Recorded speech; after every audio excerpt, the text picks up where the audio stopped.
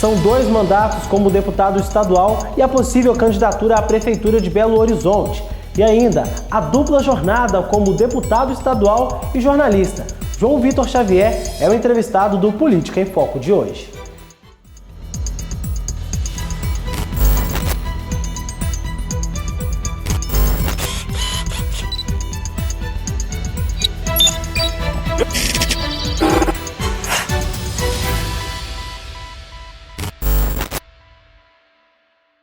Deputado, muito obrigado pela entrevista. Muito obrigado pelo convite, Vitor. Para nós iniciarmos, eu gostaria que o senhor comentasse sobre a sua saída do PSDB e filiação à cidadania. Olha só, eu tenho defendido já há algum tempo que os partidos no Brasil se perderam muito. Isso não é exclusividade de um partido, isso não é exclusividade de um campo político ideológico. De uma maneira geral, os partidos se perderam a conexão com a sociedade, a capacidade de diálogo com o eleitor, com o cidadão, com a população. Eu defendo uma reforma mais profunda partidária no Brasil, temos menos partidos, que possamos discutir a questão das candidaturas independentes, que nós possamos remodular e reorganizar esse processo dos partidos no Brasil. Dentro desse aspecto, o PSDB é um partido que há muito perdeu essa conexão com a sociedade. E eu há muito vim incomodado com o partido, com alguns posicionamentos, desde a questão de participar do governo Temer, que eu me coloquei naquele momento como discordante, da posição do partido em relação ao governo Zema, não que não deva colaborar com o que for necessário, o Estado precisa muito, mas não entendia que cabia ao PSDB buscar o protagonismo da liderança do governo. Então eu tenho discordado desses pontos há muito, acho que foi mais confortável para mim e para o PSDB a construção de um outro caminho. Deputado, saíram na imprensa algumas notícias de que o senhor pode ser candidato a prefeito de Belo Horizonte. Existe essa possibilidade? A possibilidade existe. Eu sou deputado com uma história grande aqui em Belo Horizonte, fui vereador da cidade. Em todas as minhas eleições sempre estive entre os 5 deputados mais votados de Belo Horizonte, o que mostra uma sintonia com a população da cidade, com o eleitorado de Belo Horizonte, e creio que eu tenho ideias para colaborar com a cidade. Belo Horizonte precisa de uma mudança radical de rumos. É claro que tem coisas que têm sido bem cuidadas ao longo dos últimos anos, das últimas gestões, e que acabam funcionando em Belo Horizonte praticamente dentro do piloto automático. Mas eu acredito que uma cidade mais moderna, uma cidade mais inclusiva, que dialogue mais com o cidadão, que converse mais com a população, que tenha mais carinho com o cidadão no seu dia a dia e principalmente uma cidade mais democrática. Hoje a cidade de Belo Horizonte não dialoga com a sua população. As construções da cidade são feitas quase que de forma unitária por quem governa a cidade. Não é o modelo de cidade que eu acredito. Belo Horizonte precisa de mais modernidade, nossa cidade está envelhecida, o centro da nossa cidade está absolutamente abandonado, envelhecido. Nós nunca tivemos tantos moradores de rua, tivemos uma crise agora de dengue muito forte e que é reflexo da gestão pública, primeiro pela falta de campanhas educativas e de conscientização, segundo pelo processo de zeladoria da cidade que está sendo mal feito. Belo Horizonte nunca esteve tão suja, basta a gente sair pela cidade e olhar no nosso entorno. Faça esse convite a quem nos assiste. Saia pelas ruas e olhe no entorno. Veja Belo Horizonte, veja debaixo dos viadutos, debaixo das pontes, veja pelos bairros. Eu não me recordo de uma cidade tão descuidada como nós temos hoje. E o reflexo disso vem em vários problemas, como dos moradores de rua, que hoje nós temos perto de 8.000 pessoas morando nas ruas de Belo Horizonte, como no problema da dengue, que pela falta de limpeza e de zeladoria da cidade acaba impactando em todos nós e deixando os postos de saúde superlotados. Nós tivemos quase 40.000 casos de dengue em Belo Horizonte. Isso é responsabilidade também da população, mas é responsabilidade muito forte da Prefeitura de Belo Horizonte, que não vem fazendo o seu papel. Falando da Prefeitura, inclusive o mandato do prefeito Alexandre Calil está chegando ao fim, no ano que vem é ano de eleição. Gostaria que o senhor fizesse uma avaliação do período em que ele esteve à frente da capital. Eu acho que é um mandato muito discreto, muito aquém do que Belo Horizonte precisa. Belo Horizonte precisa passar por um processo de modernização, tanto da gestão quanto da cidade física, daquilo que a gente vê. O plano diretor de Belo Horizonte é um exemplo disso. Ao invés de nós construirmos um plano diretor voltado para a modernização de Belo Horizonte, para atrair desenvolvimento, atrair emprego, atrair geração de riqueza na cidade, nós fizemos um plano diretor que expulsa as pessoas da cidade, que leva o Belo Horizontino, que tem capital para investir, a investir em outras cidades. Nós temos bilhões de reais investidos, por exemplo, na cidade de Nova Lima. Dinheiro que poderia ter sido investido aqui em Belo Horizonte, né? Onde nós gravamos essa entrevista no momento, é no centro de Belo Horizonte. Dê uma olhada no entorno. Será que é essa cidade que nós queremos? Será que esse hipercentro é o que nós queremos em Belo Horizonte? Será que nós não podemos fazer aqui, como em muitas cidades do mundo, transformando o centro da cidade num polo de competição, de negócios, de embelezamento, de turismo de negócio da cidade? Nós temos feito exatamente o contrário. Nós temos falado para as pessoas o seguinte: você que tem dinheiro, que quer investir, que quer desenvolver negócio, saia de Belo Horizonte, você não é bem-vindo aqui. E o resultado disso é um desemprego quase recorde em Belo Horizonte. Nós temos só na construção civil aproximadamente 60 mil pessoas desempregadas em Belo Horizonte, e isso cria um efeito cascata, porque o trabalhador que está desempregado, ele não consegue consumir no supermercado, na farmácia, na padaria, no bar da esquina, e isso vai gerando um desemprego em cascata, em massa, uma retração da economia da cidade. Isso é muito ruim para todos nós de Belo Horizonte. A cidade que eu acredito é o oposto dessa, é uma cidade aberta para o empreendedor, aberta para quem quer gerar emprego e que funcione para quem precisa trabalhar. Eu pergunto para quem está em casa: você tem quantos parentes desempregados na sua família? Quantos vizinhos estão em busca de um emprego que não conseguem? Por quê? Porque a cidade de Belo Horizonte não faz o seu papel de atrair negócios, de atrair investimento. Pelo contrário, está expulsando daqui quem quer investir e quem quer desenvolver a cidade. Deputado, nós temos um quadro, chama o povo, quer saber. Nós fomos às ruas perguntar para as pessoas se elas acham que dá para conciliar dois trabalhos. Nós sabemos que o senhor leva uma dupla jornada como jornalista e como deputado estadual. Vamos acompanhar o que as pessoas disseram, olha só. Vitor, nós estamos aqui na Praça da Estação para coletar opiniões de populares a respeito de políticos que, além do cargo público, trabalham em outras funções. Acho que não, né? Até mesmo porque o político é muito bem remunerado, né? Ele devia ficar em loco no serviço dele, né? No serviço de deputado, no caso, né? O vereador, o que seja. Eu acho que não devia ter outra função, porque agrega duas coisas e às vezes ele não consegue atender os receios da população, né? Se o cara for um cara que está afim mesmo de trabalhar para o povo, né, para o bem da sociedade e fazer alguma coisa, né, em prol de muitos que necessitam, eu creio que sim. Porque tem muita gente que tem 2 cargos, 2 empregos e consegue, né, suprir bem as necessidades do que o emprego exige. Não sei, acho que sim. Desde que ele, né, tá recebendo 2 salários, né, que devem ser bons salários, né, e tentar fazer o que ele puder para a população, né? Desde que ele atenda os 2 lados, né? Porque não adianta também ele querer ter 2 cargos para ter 2 salários e não fazer nada para nenhum dos 2 exercer as 2 funções. Eu creio que se for um cara que tem consciência e que está empenhado em fazer alguma coisa em prol da sociedade, para o bem do povo, eu acho que sim, não tem nada a ver ter 2 funções. A questão do tempo não é o preponderante. Porque se eu quiser, eu faço, você faz, ele faz as 2 atividades com muita competência. Eu, por exemplo, eu presto consultoria para várias empresas ao mesmo tempo. Agora, o que nós precisamos de fato é mudar uma série de regras, de normas, para que de fato nós brasileiros possamos de fato ter como políticos profissionais, competentes, éticos e que de fato preocupa com o povo, principalmente o povo. João Vitor, para mim, não o conheço, né? Mas é um cara que, pela leitura que eu faço, pela postura dele diante da questão do meio ambiente, é um cara que faz muito bem as 2 atividades dele, até onde eu sei, né? Primeiro, agradeço muito as manifestações, as mensagens. Eu acho que esse debate é muito importante para a democracia. Eu fico feliz que o debate em torno de mim se dê pelo meu trabalho, né? Num país onde a gente tem mensalão, petrolão, sanguessuga, lava-jato, a discussão em torno do meu mandato é pelo quanto eu trabalho. Isso me deixa muito feliz. Eu trabalho muito e gosto muito de trabalhar. Eu sou como a dona de casa que, por exemplo, vai para a rua, trabalha, luta muito para botar o pão dentro de casa e que à noite vai estudar com o filho, vai cuidar do filho, vai fazer o jantar, vai cuidar da família.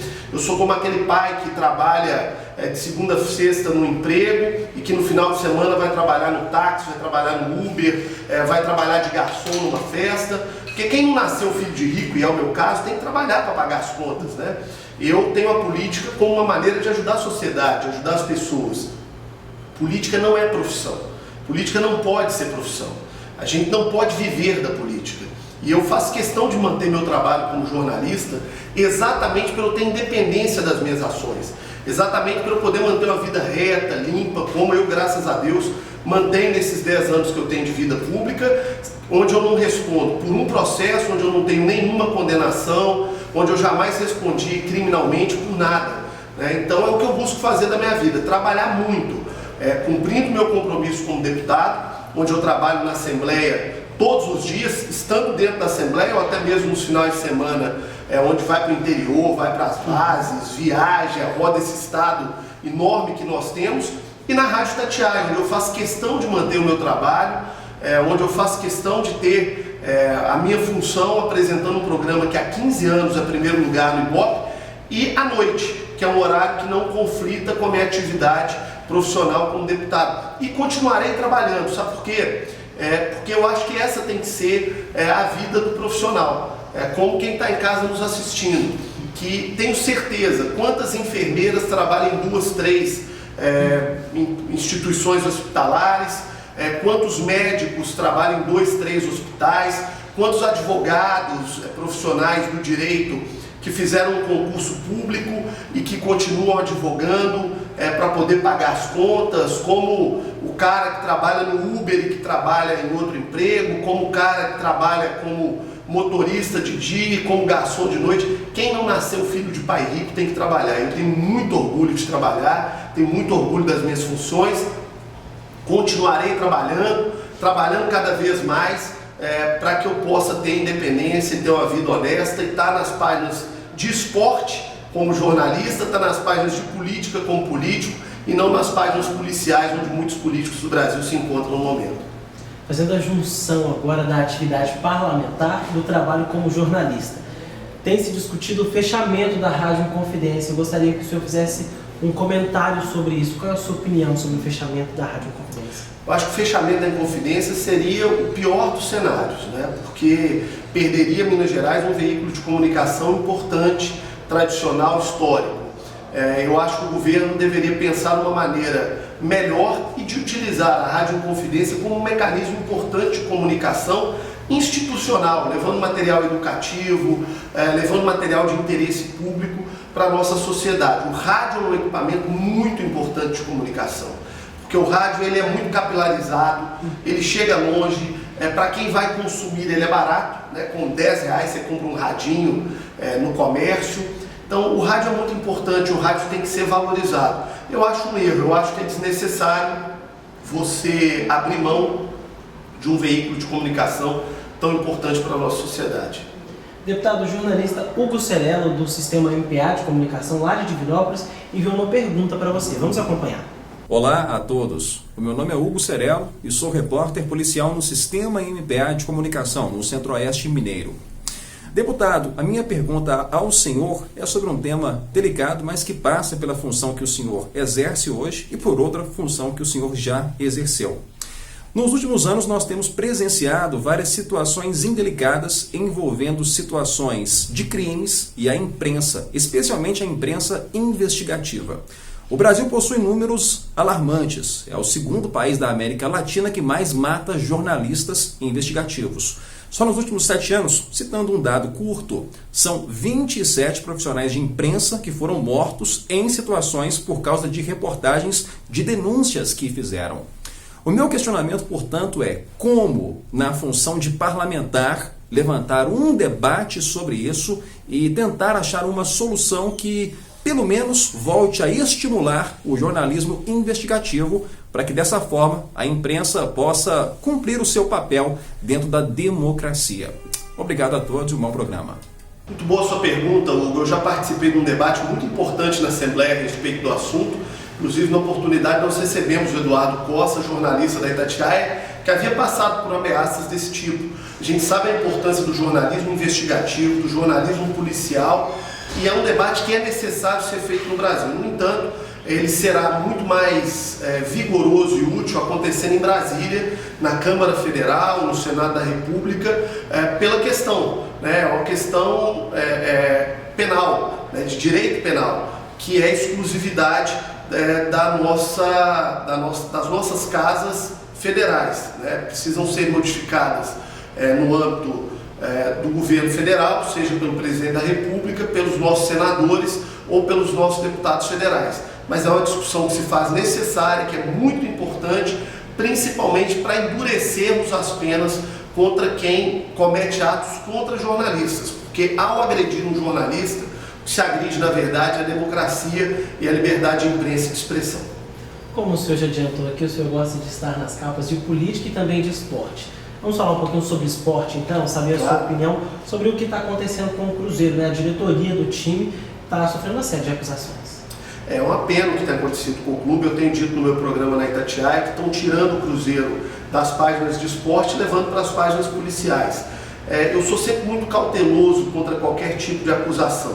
Eu não acho que ninguém deva ser condenado de antemão e também não acho que ninguém deva ser inocentado de antemão. Polícia Civil do Estado de Minas Gerais, que eu tenho como instituição séria, está fazendo uma investigação. É preciso que essa investigação chegue ao seu final e que a investigação chegando ao seu final, aqueles que são responsáveis por qualquer mal feito sejam punidos. Isso serve para todo mundo, para mim, para você, para quem está em casa nos assistindo, para dirigente de futebol, político, empresário. Fez coisa errada, cada um responde por si, dentro do processo legal, com a investigação, com o amplo direito de defesa, com as instituições tendo toda a liberdade para apurar e as pessoas tendo toda a liberdade para se defender e todo o direito também para se defender. Mas, inicialmente, aquilo que já veio a público é muito ruim e prejudica muito uma instituição que é muito grande, que é o Cruzeiro. O torcedor não merece passar por isso. O torcedor, ele se sacrifica. O cara, às vezes, deixa de comprar o leite para casa para ir num jogo de futebol. Ele deixa de comprar o uniforme da escola do filho para comprar a camisa do time. Então esse é o maior patrimônio do clube e ele é o que mais tem sofrido com o que já fizeram com o Cruzeiro, que na melhor das hipóteses passa por um processo de criminalização que a entidade, a instituição não mereceu passar. Deputado, agora falando um pouquinho sobre o seu trabalho lá na Assembleia. Nós vimos a situação de Brumadinho, agora em Barão de Cocais, e gostaria que o senhor comentasse um pouquinho sobre o projeto de segurança das barragens. Olha, é um projeto muito importante para Minas Gerais, o projeto Mar de Lama Nunca Mais. Foi construído com a sociedade civil, com o Ministério Público, com mais de 52 ONGs, com o IBAMA do Estado de Minas Gerais, com o corpo técnico da Assembleia. Um projeto construído com muitas mãos, como a democracia deve ter. E é um projeto que ajuda a mudar a realidade de barragens do Estado. Está tudo resolvido? Não. É um passe de mágica, estalar de dedos, que você fala o seguinte: olha, a partir de hoje o risco é zero? Claro que não. Foram 400 anos de uma mineração feita muitas vezes de maneira irresponsável no Estado. E nós temos muitos problemas que levarão anos para serem resolvidos. Isso é como aquela imagem de filmes de ação. Imagina aqueles filmes famosos de Hollywood, né, que o cara tem que ir lá e cortar o fiozinho da bomba que está para explodir. Né? Ele vai cortar o fio azul ou o fio vermelho. Às vezes ele vai escolher o fio errado e a bomba vai explodir. Mas se ele não cortar, se ele não tomar uma atitude, se ele não fizer alguma coisa, certamente a tragédia vai acontecer. É o que nós estamos fazendo. Essas empresas serão obrigadas a descomissionar suas barragens. Esse é um processo perigoso, esse é um processo técnico, é um processo que leva a algum risco. Mas se não for feito, inevitavelmente as tragédias vão acontecer. Então são dois passos. Primeiro, nós impedimos que novas barragens sejam construídas. Isso a longo prazo já é um ganho muito grande. Segundo, nós obrigamos que as empresas façam o descomissionamento das barragens que já existem.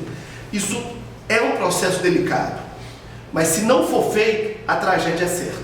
Então nós temos que encarar o problema com a gravidade que tem e Minas Gerais precisa da mineração, sim. A mineração está no relógio que eu uso, está na câmera que nos filma, está nesse microfone, está no avião, está no táxi, está no carro, está no equipamento que é utilizado para tratar o câncer. A mineração é importante, mas não do jeito que ela foi feita nos últimos anos, visando só o lucro e desprezando a importância que nós, como sociedade, temos. A razão de ser de uma sociedade é o indivíduo, é a pessoa. E tudo que é feito numa sociedade tem que ser feito preservando as pessoas. É inadmissível uma empresa como a Vale ter 42 bilhões, escute bem, estou dizendo milhões, não, estou dizendo bi, com B de bola. A Vale tem 42 bi de lucro líquido e nós temos hoje 300 pessoas mortas em Brumadinho porque não tomaram os limites de segurança que eram necessários, que eram importantes para a nossa sociedade. O rompimento da barragem do Córrego do Feijão, em Brumadinho, aconteceu no dia 25 de janeiro. O acidente deixou mais de 250 vítimas, entre pessoas mortas e desaparecidas. O desastre foi tão grande que a lama alcançou o rio Paraopeba, interferindo diretamente na vida dos moradores que eram abastecidos pelo rio. Para discutir sobre os rumos da mineração no estado e o auxílio às famílias, no dia 12 de março, o Senado Federal instituiu a CPI de Brumadinho. A comissão era composta por 11 senadores titulares e 7 suplentes. A CPI busca apurar as causas do rompimento da barragem em Brumadinho e de outras barragens pelo país. A senadora Rose de Freitas, do Podemos, do Espírito Santo, foi a presidente da comissão no Senado. No dia 13 de março, o plenário da Assembleia Legislativa de Minas Gerais também formalizou a criação de uma CPI da barragem de Brumadinho. A comissão seria responsabilizada pela investigação do rompimento da estrutura. 7 deputados titulares compunham a comissão, além de 7 suplementares. Gustavo Valadares, do PSDB, foi eleito presidente da comissão na Assembleia. Após as 18 audiências que aconteceram durante 4 meses, o relator da CPI, o senador Carlos Viana, do PSD de Minas Gerais, apresentou a versão final do relatório, mostrando 3 projetos que visam combater crimes ambientais, com implementação de uma maior segurança e mudanças na tributação da exploração de minérios no país. Em entrevista ao Política em Foco, o senador falou sobre a CPI. Com os mesmos relatórios, com as mesmas provas compartilhadas, nós estamos pedindo o indiciamento de 14 pessoas, todas por homicídio. E as 2 empresas, a Vale e uma de auditoria, também serão incriminadas em omissão, dano ambiental, crime ambiental, inundação com morte, para que a gente possa dar uma resposta firme às famílias que perderam parentes ali em Brumadinho. Portanto, o que eu espero da agora para frente é que nós, em primeiro lugar, não tenhamos mais barragens de rejeito. A nossa paciência acabou com essa história de barragem. Então, a proposta é uma lei que em 10 anos nós não tenhamos mais barragem de rejeito e as que existem sejam descomissionadas, ou seja, sejam esvaziadas. O próprio setor já entendeu o recado. E a Vale, em busca de retomar a confiança dos investidores, vai colocar 5 bilhões para a chamada deposição a seco. É uma grande vitória. Deputado, para nós fecharmos, eu gostaria que o senhor comentasse um pouquinho sobre os seus trabalhos lá na Assembleia Legislativa e também deixasse um recado para as pessoas que votaram no senhor. Olha, é um momento importante de desafio para o nosso estado. Minas Gerais passa por uma crise econômica jamais vista na história, o desemprego é muito grande no nosso estado e a Assembleia tem que cumprir o seu papel de fiscalizar, de legislar e de ajudar o estado de Minas Gerais a atravessar essa crise sem precedentes na nossa história. É o que a gente tem tentado fazer, buscando fazer um trabalho na Assembleia com lisura, com transparência, com responsabilidade, encarando os problemas da maneira que eles devem ser encarados, com a seriedade que se exige de quem faz política de maneira honesta. E é isso que eu busco fazer na Assembleia, representando quem nos deu essa oportunidade de estar lá na Assembleia. Eu, acima de tudo, tenho esse sentimento de que o parlamentar, o deputado, ele é um representante, no meu caso, dos mais de 75 mil mineiros que me deram a responsabilidade de estar lá falando o nome deles e fazendo o trabalho que nós fizemos, como, por exemplo, nesse caso da mineração, de enfrentamento com muita responsabilidade, com muita transparência. Deputado, muito obrigado por participar do Política em Foco. Muito obrigado, Vitor. Obrigado pela oportunidade.